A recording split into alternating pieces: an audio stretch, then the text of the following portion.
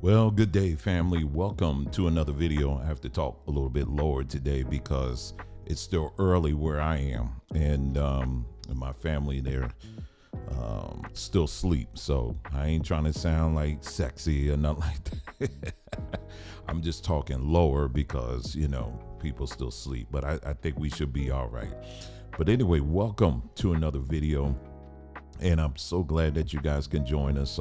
This is again another one I wasn't actually planning on doing, but when I got up this morning, I saw someone's comment, and it brought back some memories, about this whole situation regarding this young lady in Atlanta, and just my own experience, just to add another layer of context, to this whole story so that people can get a better understanding of what's really going on in the bigger picture.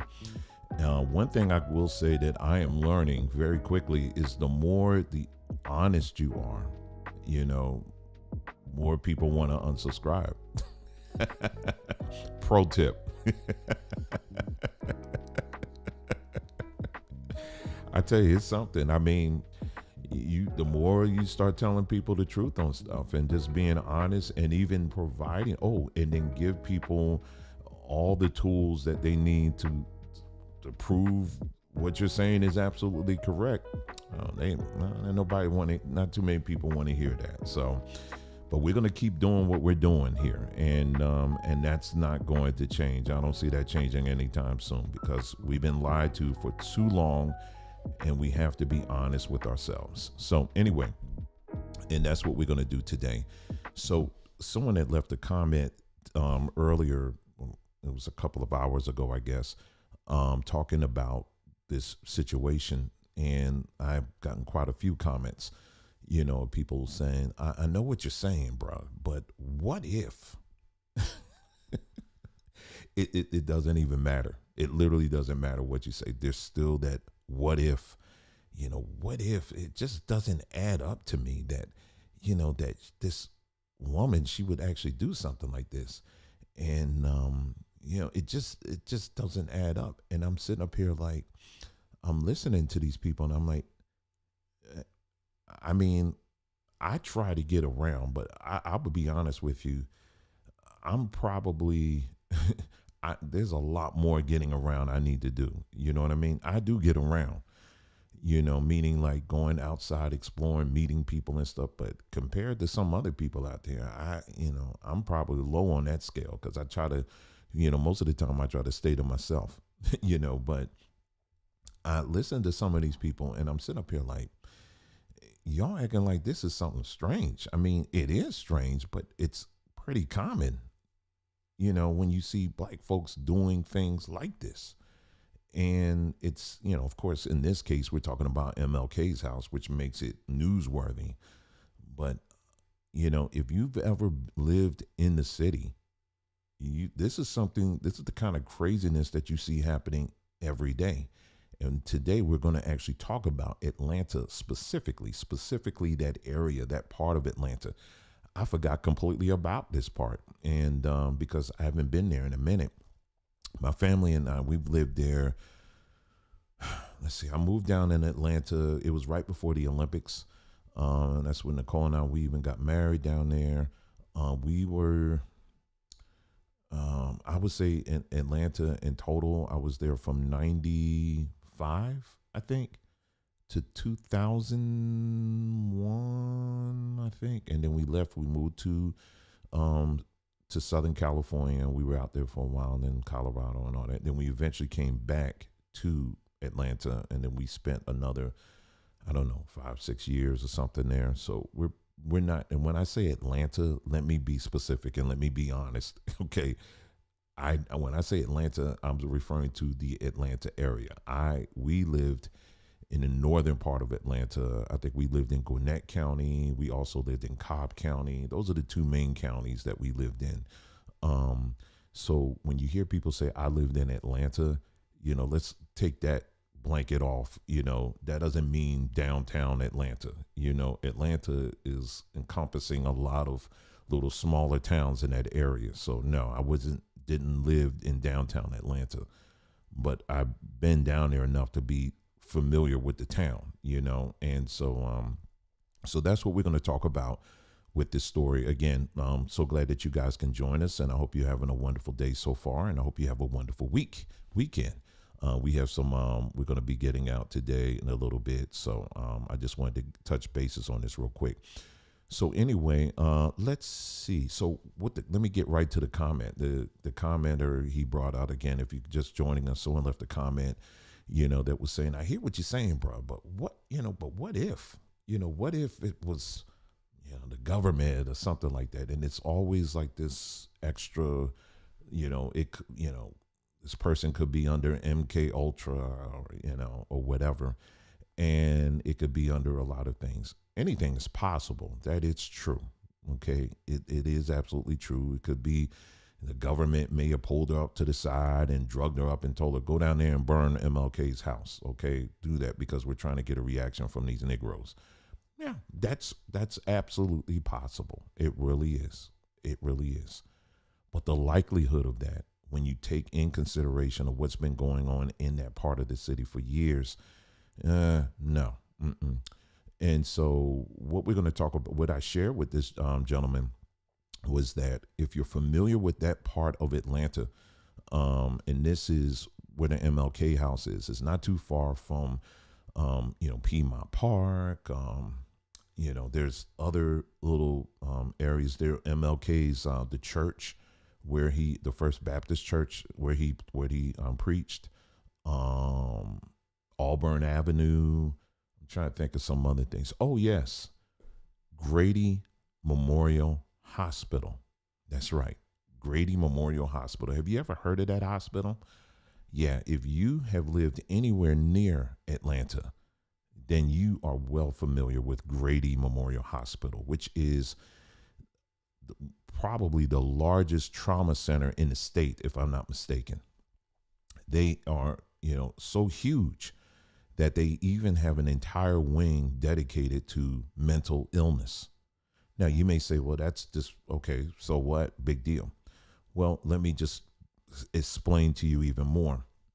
Atlanta has such a huge problem and has had a huge problem with homelessness for years. Homelessness and mental illness. It's insane.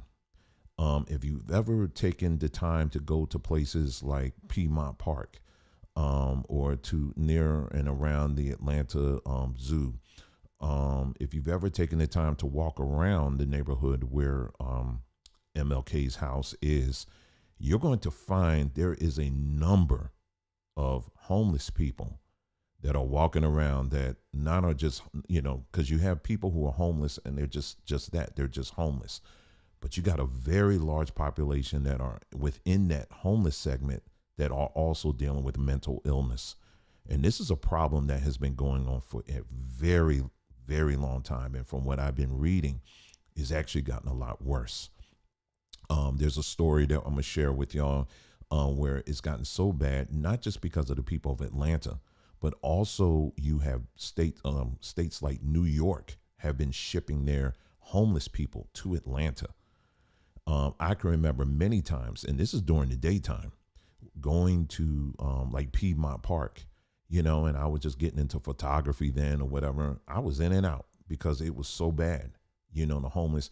And, if I had Nicole with me or whatever, it's catcalling on a whole nother level, and it was just all kinds of it's really, at that time, it was very bad. Okay. And from what I'm reading, it's even worse. I mean, they're saying now that the homeless problem has gotten so bad. It's even, if you go to the, now it's flowing into the Atlanta airport, where you got homeless people who are just hanging around in the airport area. But getting back to the city, all in that particular area, it is not uncommon, even downtown Atlanta around Centennial Park. Let's see, CNN Center, which is right across the street from there. All in that area, you will find huge amounts of black folks who are homeless, and not just homeless, but they are mentally ill. And it's areas in Atlanta that you do not want to walk through, even during the daytime. Now that's Atlanta, but you can also the same thing can be said about LA, same thing can said about Phoenix, same thing can be said about New York or whatever. But today we're talking specifically about Atlanta. And so a few years ago, Atlanta, or rather Grady, was slapped with a million, I forgot how many millions of dollar lawsuit because, like many of these hospitals, the homeless problem is so bad that the only thing they can do is re dump these patients back out in the streets. And so that's, is it still happening now? Don't know. I haven't been down there in a minute, but I do know what does happen just on a day to day basis. You have a lot of people who go into these hospitals and these trauma centers that are homeless and they're also mentally ill. Now they go into these hospitals. The hospitals do what they can. Again, they're pulling money from somewhere because they don't homeless. That means you really had the kind of money for health care or anything like that. So they get what help they can get. And then what happens after that? You think they just go to a hotel and back to their 9 to 5? No, they don't do that. They go back out into the streets. For those of you who are familiar with New Jersey, specifically Camden area, go to Camden, New Jersey, go right across the street. You have the train right across the street from the hospital, the Camden County Hospital. Right across the street, there's the train station that will take you right into Philly and all of that. When I tell you it is overrun with not just homeless people, but people like that look like us that have severe mental issues. It's a very dangerous, dangerous place. It really is. And thankfully, at least the city's found some money to have cops out there around the clock, because otherwise it's crazy. My daughter, for example, I would drop her off there just for a little bit, just so she can immediately get on the train. But she told me one story too many. And I said, nah, I'll take you to school, if I got to do that. And of course that was during the daytime. And so my point is, all over America, you're going to find homelessness. Yes, it's a big problem, but within homelessness, you have a severe mental illness epidemic that's happening. And this is an issue that a lot of our people do not want to talk about. Many of you who do watch our channel, the few that are here, you may watch other channels that are heavy on, Bible teaching, scriptures, and talking about prophecy and things like that. I would challenge you today to take the time to go through those channels and find out what percentage of their videos actually talk about this issue of mental illness, and not only talk about it, but also provide some solutions.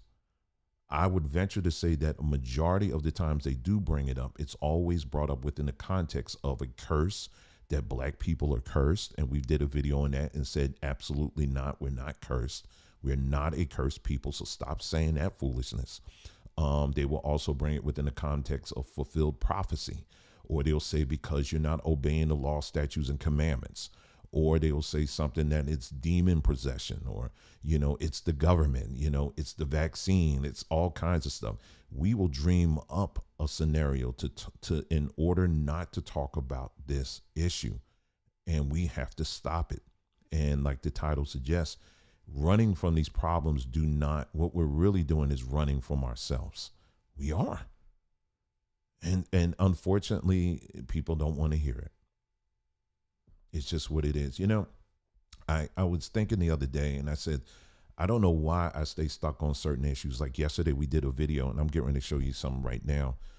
I did a video where we were just really trying to address this whole issue about the Russian paintings, and you got black people running around here saying that the Russians are painting black people, and see, this is us and all of that. And we actually I took even more time just saying, let's look at the history of all of this. Where does it come from? Is it true? And it's absolutely not. And then after I finished the video, I have to say, I was like, why did I just do that? Why did I just do this video? And I guess then I was reminded of, like I said, I always look at nature, right? And you look at different things that are in nature. Let's say, for example, an apple tree. There are many trees, fruit trees, all throughout nature that people will never get to partake of the fruit. They just make fruit. That's because they're doing what they're designed to do, is to make fruit. And that fruit, a lot of times, it'll stay on the vine, it'll fall off, it'll rot, and then that's it. Next season, it'll be the same thing.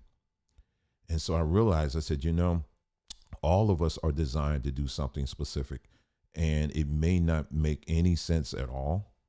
And truth be told, there may not be a lot of people that would want to hear it, but I'm doing what I'm designed to do.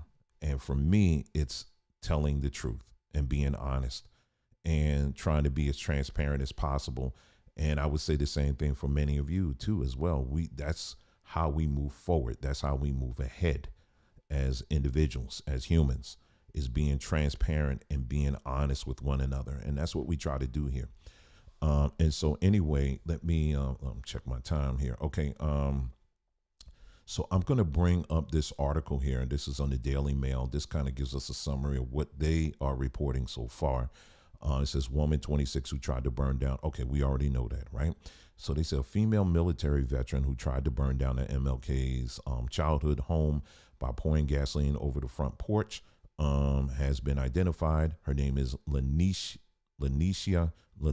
Henderson.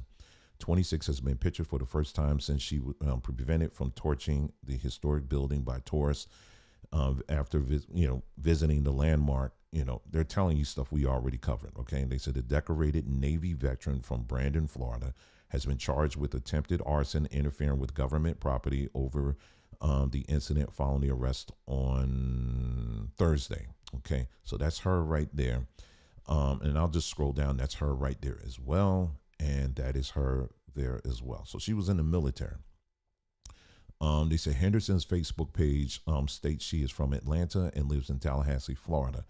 They mentioned her high school. She enlisted in the Navy for years and was given medals for good conduct, according to the Atlanta Journal-Constitution. Passing tourists intervened once they saw her trying to ignite a lighter on the lawn, with two visiting cops from New York ultimately restraining her. Let's see. They said that she had a nervous energy about her. They said but she was not aggressive. Let's see. Glad nothing happened. The woman is then said to have relented in her attempts to burn the home and started to walk away. The off-duty officers restrained her, and another part of the video shared showing the woman with the knee on her back. Right. So these are things we already covered already. Okay, this is what I wanted to mention here. They said shortly after her arrest, the woman's father and sisters arrived on the scene. They said that they had been trying to track her down because they were worried about her and found her through a tracking app on her phone. They said Henderson's dad told WSB TV that she has been missing for 2 days and was mentally distressed. Okay, so they're telling you it's something wasn't right there. The home is located in, okay, and then they tell you where it is and all that stuff right there. So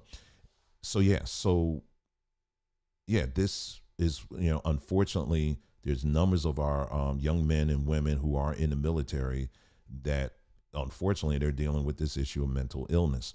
Now, yes, you can go through the weeds a little bit and see that, many of these individuals are being experimented on and all that. If you want to go through all of, if you want to explore that, you can. But mental illness is a real thing. It is an absolute real thing.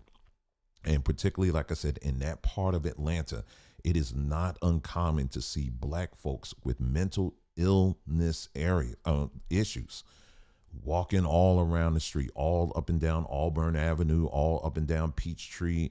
It's not uncommon. It's not uncommon. You can talk to Black business owners that are down there. There are Black businesses that had to shut down because it's so bad. But nobody wants to do a video on that, do they? I really don't know why it's hard to talk about this. I really don't. I mean, it's true. I'm not making any of this up. It's just true. Anyway, so I'm on Twitter, and here you have Tariq Nasheed, and yes, his name is in my mouth, putting out this foolishness. and was quick to get on social media. And when this story first broke out, him and the rest of the FBA cult, and this is Foundational Black American Cults, and to be clear, they do not represent the totality of Black Americans. They do not.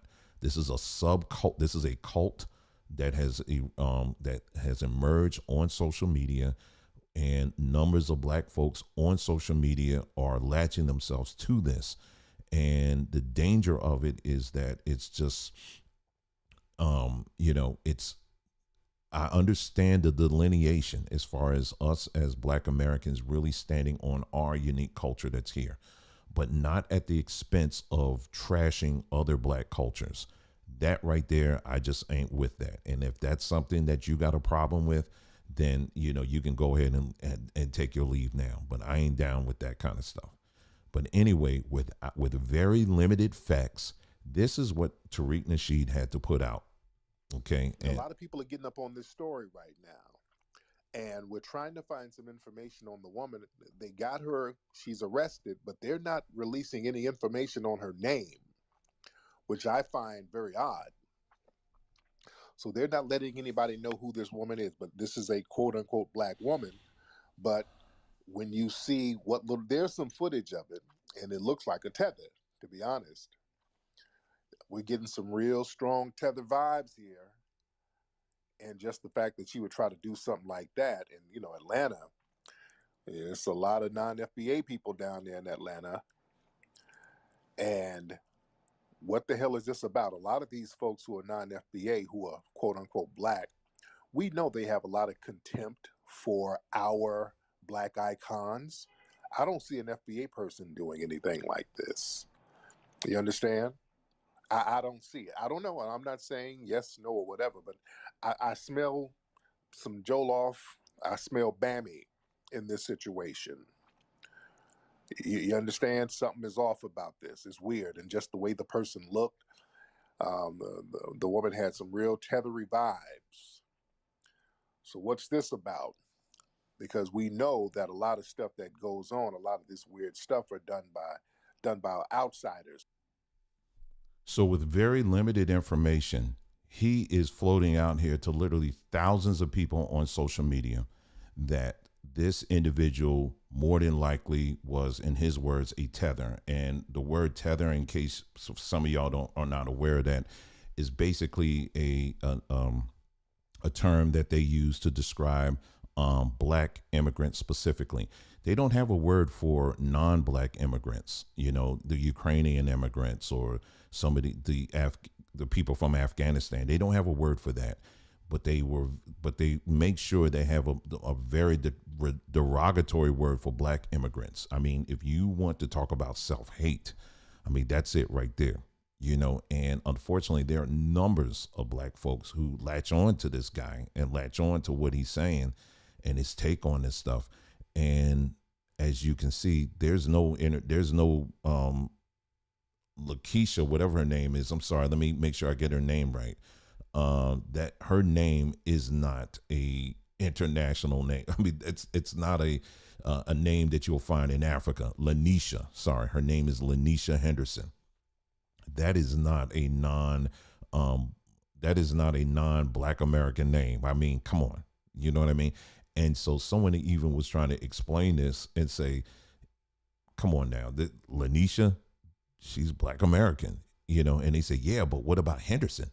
Henderson is a very common last name in the Caribbean. I was like, wow, y'all really are like this. Seriously, it's crazy. So anyway, I want to give a big shout out to, because we're talking about this issue here.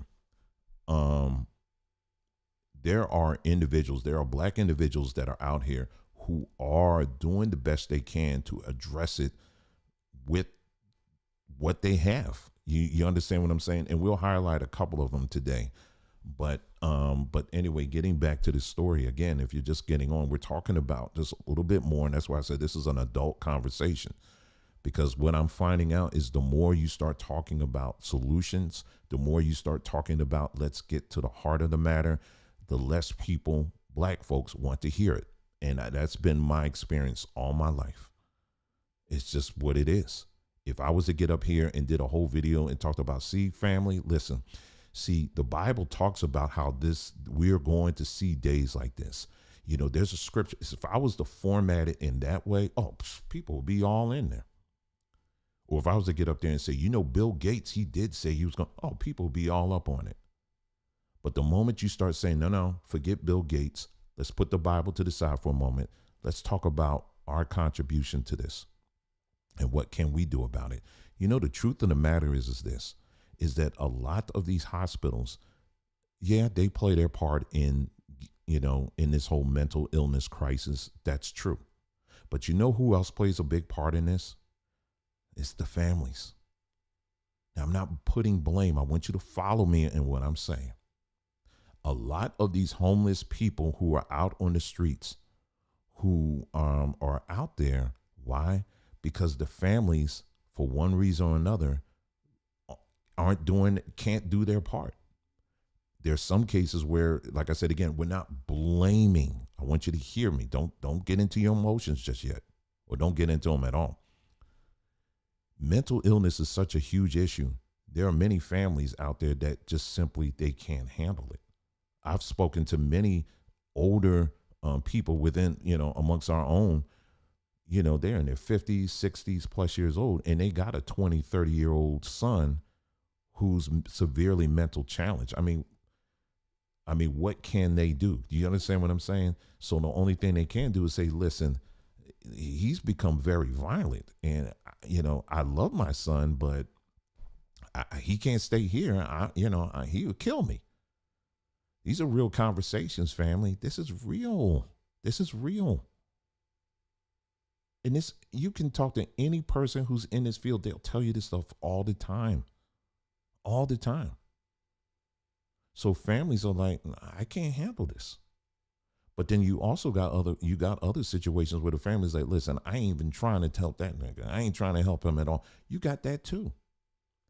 But what I'm saying is, so what that points to is that there's something broken within the fabric of our culture where there isn't any safety net to address this. So what have we done? We have given that safety net, the responsibility for constructing that safety net, to the government.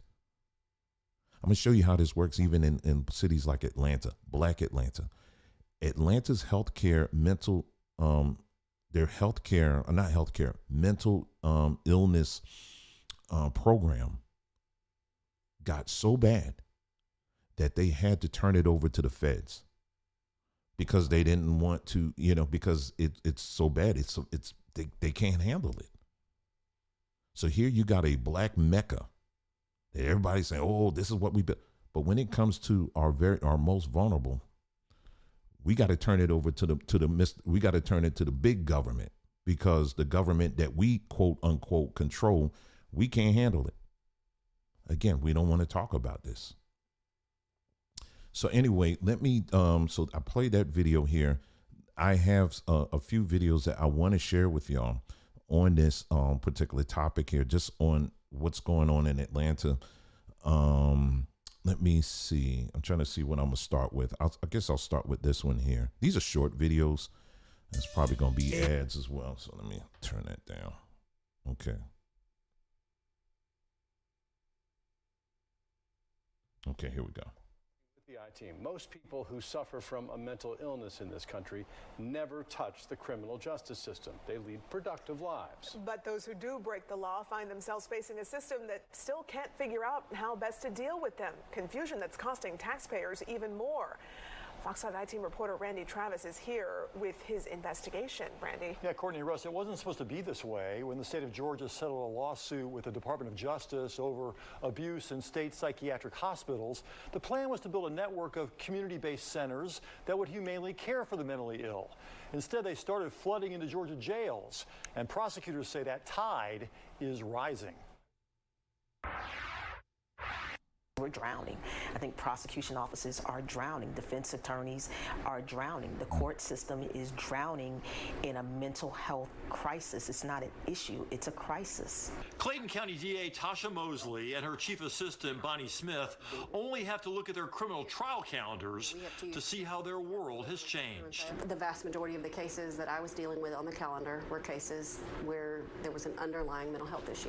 The law says you can't be prosecuted if you're unable to assist in your defense. For someone suffering from a mental illness, that can mean more than a year sitting in jail waiting for a psychiatric examination and outside treatment, because the state simply does not have enough people to handle the workload.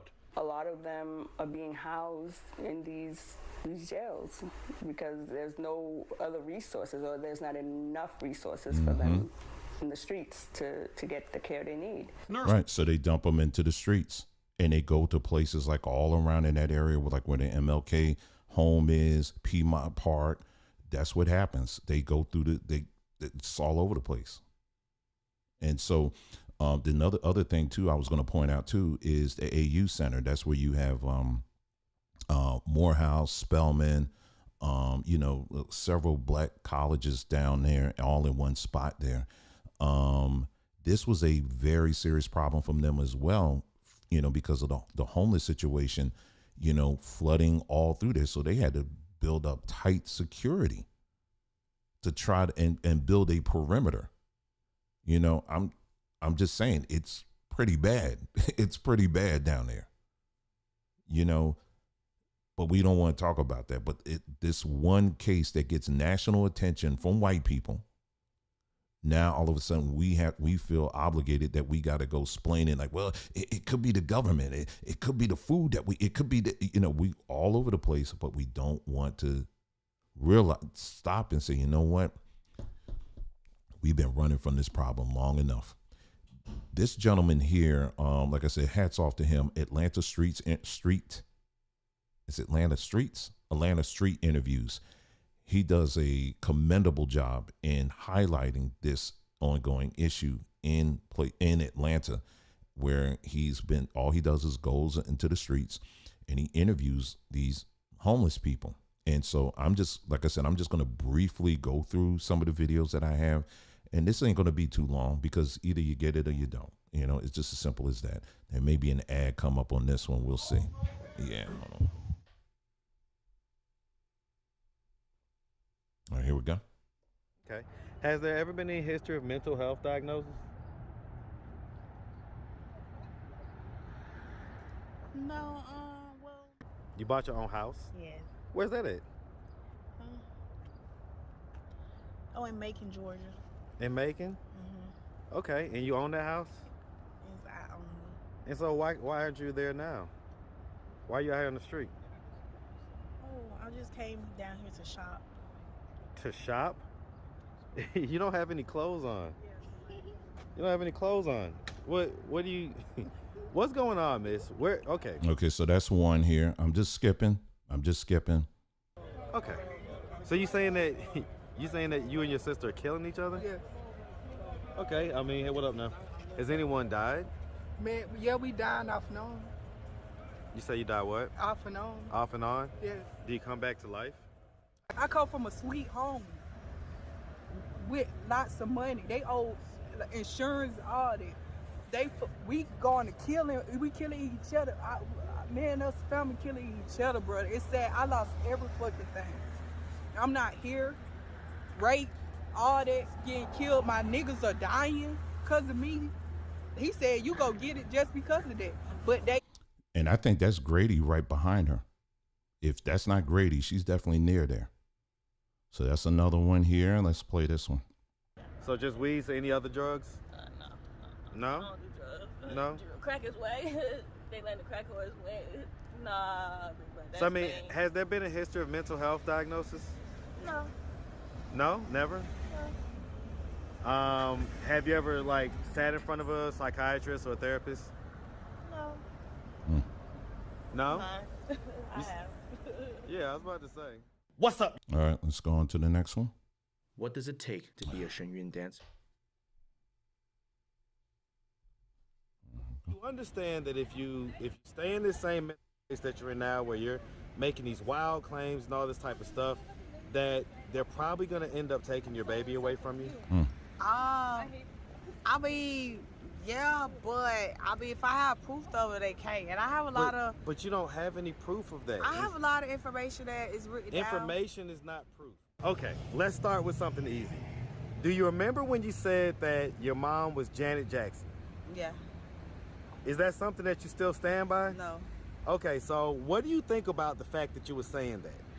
I think that she has the problem. Not me. Okay, so we don't have to continue on with that. This is just to give you a kind of a general idea of what's all, and everybody he's talking to, they're all in that general area, not too far from the MLK house. This is what's down here. This is what's out here.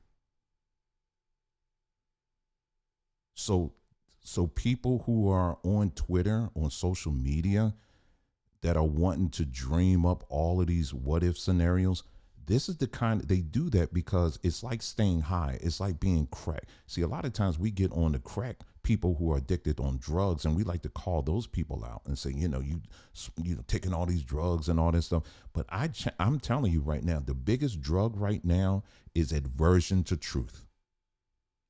That is the biggest drug right now that is hot on the street, and we cannot blame not one pharmaceutical company for that. It's an aversion to the truth. It is an aversion to looking at the mirror and saying, you know what? It starts with us. We got to do something about this. Now, if you want to really have a hard conversation, I'm going to tell you, I think for some of these cases, I don't know what else you can do to some of these severe cases. I really don't. Some cases, you hate to say it, that they are lost causes. I mean, some cases they are. I'm one that's extremely hopeful for everybody. But because when you look at how fractured it is, the situation is, I just don't see how for some of these people there is any road to recovery, so to speak, especially when that road to recovery is heavily dependent on government intervention. I'm just being honest. And I know for some of you, you don't want to hear that. And like I said, I'm extremely hopeful when it comes to my people. I'm extremely hopeful, but I'm also have to be balanced that with being realistic. Just blanketly sending money to people, that doesn't work. It never has worked. But this situation, it's going to require some real caring hands-on to bring some of these people back who have clearly went over the brink mentally. And sad to say, a lot of our people aren't willing to do that. There are some out here, like this individual right here. I'll just play this right quick. It's probably another commercial. Hold on. All right, here we go. Right, we see people getting famous on social media all the time as we're scrolling through our feeds, right? They get famous from comedy, singing, dance moves. But 22-year-old Justin Keith has become a hit online for telling the stories of Atlanta's homeless. And now with more than 1 million followers out there, his full-time job is giving them a voice and in some cases a new life. Here's 11 Alive's Aisha Howard. Are you homeless by chance? Yeah. How long you been homeless? Is that? A few years. At 22 years old, Justin Keith wakes up every day with a mission, giving a voice to Atlanta's homeless. It's because driving by the homeless, you'll look at them and be like, I wonder what happened or how did they get here? So Justin uses his social media platforms under the name Glow Jades to interview homeless people. So what brought you to Atlanta? He offers money, a meal, and an ear to listen. Mr. Warren is one of those willing to talk. My family was here. I was going to visit. I came out of prison. Mr. Warren's daughter was killed a week after he arrived in Atlanta. Unable to cope with grief, Mr. Warren was in a mental health crisis when he met Justin. He says no one ever stopped to show they cared. So it's only been 4 months since your first video. How has life changed for you? It's honestly changed my life in a lot of different ways. I mean, first, getting to help people. I love helping people. I've always been a giver. So now being able to really give to people full time is just like, it's crazy. And Inspired by his impact, Glow Jays and his photographer Oz started posting more, growing to more than 1 million followers between Instagram and TikTok. He was even able to quit his job. So I get a lot of brand deals now, like brands actually pay me to wear their clothing. I have my view revenue, of course. More money and more time to give. After hearing Mr. Warren's story, he spent the next month helping him go from homeless to housed. As y'all can see behind me, it looks like I'm at an apartment complex, don't it? What that mean? You got a crib, not us? Man, that means I can take a hot shower, warm bed, a new beginning. Thanks to you, and thanks to my viewers, man, and thanks to God. And Justin has started a nonprofit under the Glow Jays brand. He says he wants to take his projects to the next level by turning his videos into a documentary. I'm sure a lot of folks will be interested in seeing it. Good for him. And like I said, again, he's just one of many very awesome Black folks out here who are doing what they can to address this very real issue. And my only advice to you is, you know, even if you can't physically do something, you know, get behind people who are, you know, find people who are out here on the streets that are actually doing something and making a difference. You know, what I would never do is to just two things. One, I wouldn't just hand money to people unless someone like him, he has that eye, he has that discernment. So he knows who he can work with or who he can't, you know, and so work with people who are already in the know and in the flow, and they understand that whole world like that, you know. And then obviously many of you know, when you're at the grocery store, when they say, you want to round up your bill to help homelessness? Not what y'all know, because they will never see it. You know what I'm saying? So no, I never do that. And they try to guilt trip you sometimes. They got the little child with the tear coming down their eye. And I'm like, they ain't going to see this money. I ain't giving y'all nothing. You know, so yeah, if you want to do something, like I said, there are numbers of people, Black folks out here who are doing something to address this.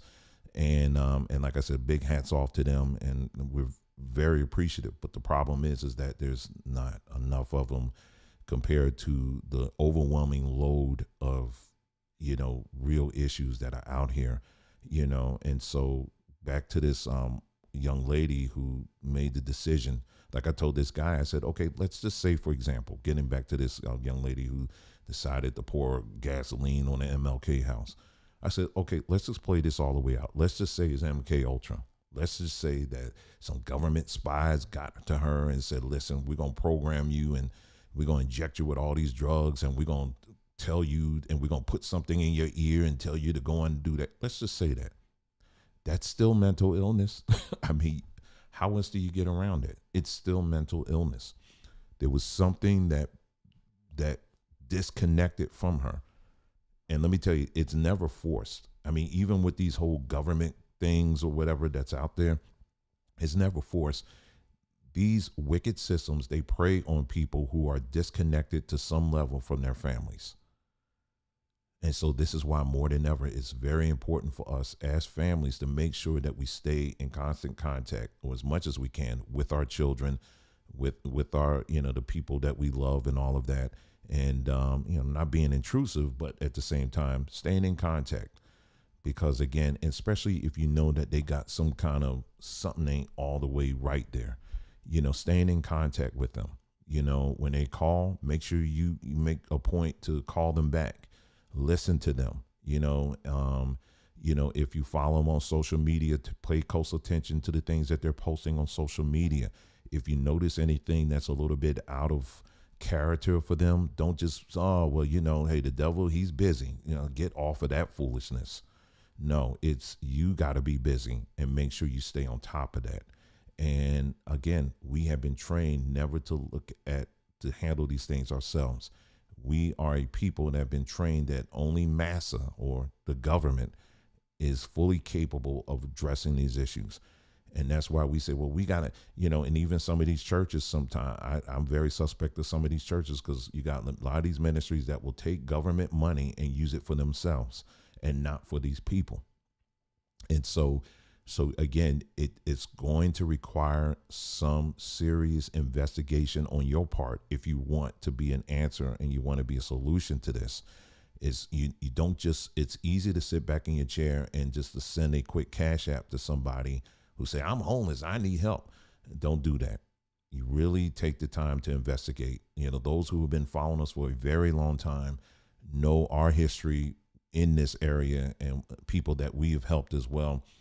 We've had, it was one case that still comes to my mind years ago. A woman staying in a car, had multiple children. This is a woman that was in the Hebrew movement, and she was dealing with some abuse and all this stuff. And, for some of you who've been around, who was with us during that time, we got together, we got her car fixed, put her up in a hotel, and we helped her to start a business. And things were going well. And then all of a sudden it just, I don't know what happened. Her mind just changed. I'll just say that. And then we just had to back off. And someone said many sexual abuse victims are homeless too. You're absolutely right. And it's sexual abuse, sadly, is something that we celebrate. Many of our people actually celebrate, and we call it entertainment. Look at Sean Combs. Now, all these Negroes knew exactly what this dude was up to and doing for years and years and years. Now, all of a sudden, they want to come out and say, I got a story. Come on. They're telling you, but we just let it go. But that doesn't translate into real life, because real life, you can't live like that and don't think that's not going to have a mental issue. That's not going to play out in real life. Someone else said, we are looking at the dry bones, we are the cut off our parts. Ezekiel 37:11. There is help for our people. You ain't going to find it in there. I'm going to be honest with you. And I'll say it again. You ain't going to find it in there. Our people, we did a whole video talking about how black folks have been the most loyal and the most faithful when it comes to the Bible. But yet when it comes to the translation of that, again, the Bible talks about you shall lay hands on the sick and they shall recover. I am presenting to you right now a very real situation, and I challenge you and I challenge anyone that the sound of my voice to go to Atlanta right now and put it to practice. Lay hands on those people who are suffering mentally and see and watch if you tell them in the name of Jesus, get well. I want you to tell me, and I want you to document it. All those churches in Atlanta, now one of them have been able to do that. Why? Because there's something even with that source we have to start questioning. And the truth is, a lot of our people don't want to do that because you've been trained never to question Massa's book. I know that's hard, but it's true.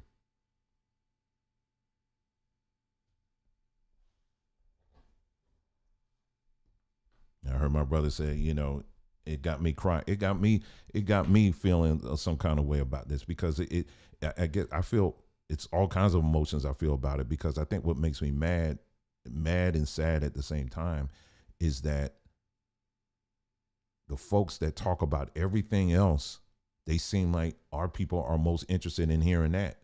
But when it comes to let's build something, let's fix this, let's address this or whatever, and not too many people want to deal with it. I don't know. So my solution for me is I focus on those who want to help. If you we're going to do, whoever comes to us, you want help, we're going to do everything we can. But we're never in the business of chasing people down. And mental illness it's a very broad umbrella term, that people use. Mental illness doesn't mean that you out here like that young lady talking about, my mom was Janet Jackson. Nobody's saying everybody is like that, but there's stress.